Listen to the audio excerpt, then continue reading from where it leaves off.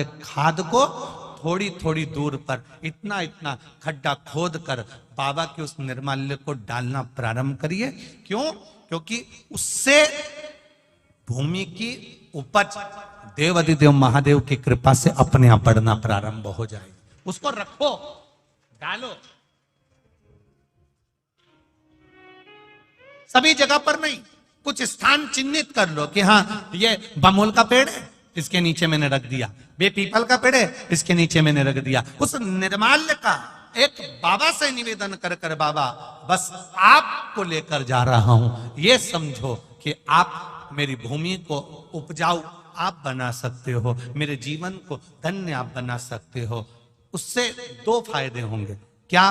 एक, निर्माल्य जो इकट्ठा होता है लोग उसको ले जाकर नदी में डाल देते हैं, नदी में डाल देने से नदी दूषित हो जाती है, नदी में प्रदूषण हो जाता है। तो वो निर्माल्य जब आप जमीन में ले जाकर गाड़ोगे, डालोगे, तो नदी भी शुद्ध होगी और भूमि में भी उसकी खाद बनकर उस भूमि पर भी उसका शुद्धता का भाव जागृत होगा। अब करो उससे, आप कहो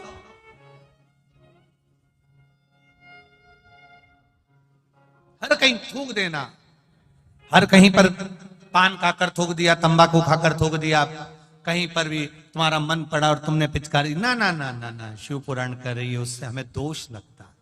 उस दोष का वर्णन कई लोग कहते हैं ये तो कुछ खाता ही नहीं था, ये तो बहुत अच्छा व्यक्ति था, इसको ऐसी बीमारी हो गई, इसको ऐसा रोग हो गया। कहां से हो गया? कारण क्या है? ये रोग आया कहां से?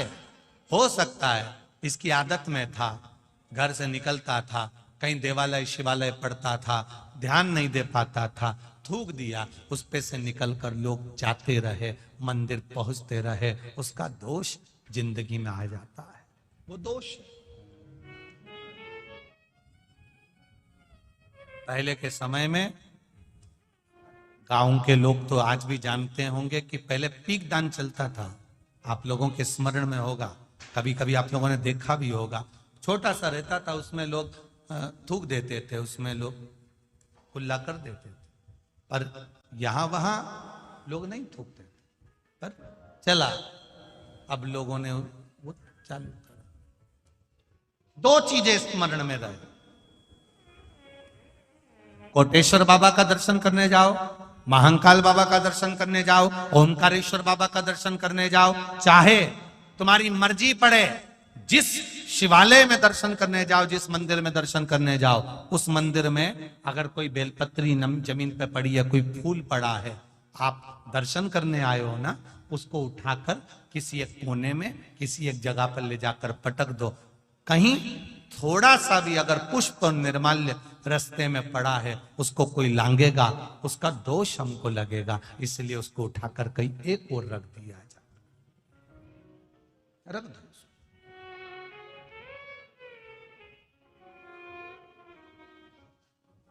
हम तो यहां तक कहते हैं, किसी मंदिर में पुजारी जी बैठे हैं, पंडित जी बैठे हैं, कोई आया दर्शन करने के लिए, आप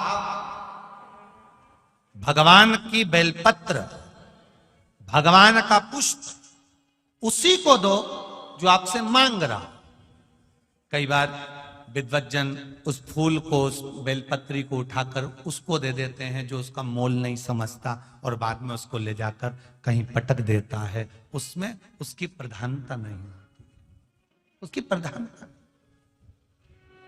ये शिव महापुराण की कथा अगर आज कोटेश्वर में हो रही है, आदरणीय ठाकुर साहब श्री शरद सिंह सिसोदिया जी अगर इसको करा रहे हैं, तो उनका मूल उद्देश्य क्या है? इस शिव कथा में वही पहुंचता है जिसको शंकर भगवान पकड़कर खींचकर बुला लेते हैं। मूलतः है कि इस कथा के माध्यम से जन जन का कल्याण हो, संपूर्ण विश्व का उद्धार हो, संपूर्ण जगत का कल्याण।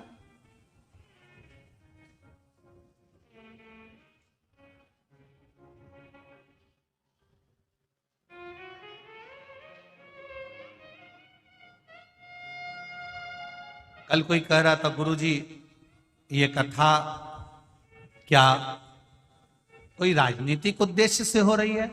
हमने उनसे कहा राजनीतिक उद्देश्य से होती अगर ये शिव पुराण की कथा तो कोटेश्वर जैसे जंगल में नहीं होती, कहीं के शहर में होती, जिससे और आनंद की अनुभूति। ये बाबा कोटेश्वर के चरणों में हो रही है, ये भाव है। हम तो ठाकुर साहब शरद सिंह जी सिसोदिया जी को और उनके परिवार को धन्यवाद देना चाहेंगे जो शिव पुराण को आप कोटेश्वर तक लेकर आए। आज ये कोटेश्वर का मंदिर, कोटेश्वर धाम आज पूरे विश्व में कम से कम प्रसिद्धि तो पा रहा है कि कोटेश्वर भी कोई धाम है जहां शंकर आनंद के साथ विराज। आज प्रेरणा तो मिली।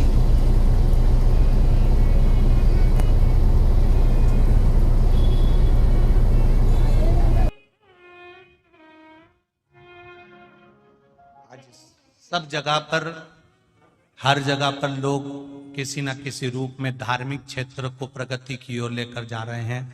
सिसोदिया जी आपको धन्यवाद जो आप इस कोटेश्वर क्षेत्र को इस कथा के माध्यम से प्रगति की ओर लेकर जा रहे हैं, उसके लिए साधुवाद। साधुवाद, बहुत बहुत साधुवाद। शिव कथा जीवन का एक आनंद तत्व है, जीवन का एक लक्ष्य तत्व। पुष्पदंत, निर्माल्य, चारों तरफ देखो। निर्माल्य भी दो चीजों में कार्य कर जाता है, एक रक्षा के लिए,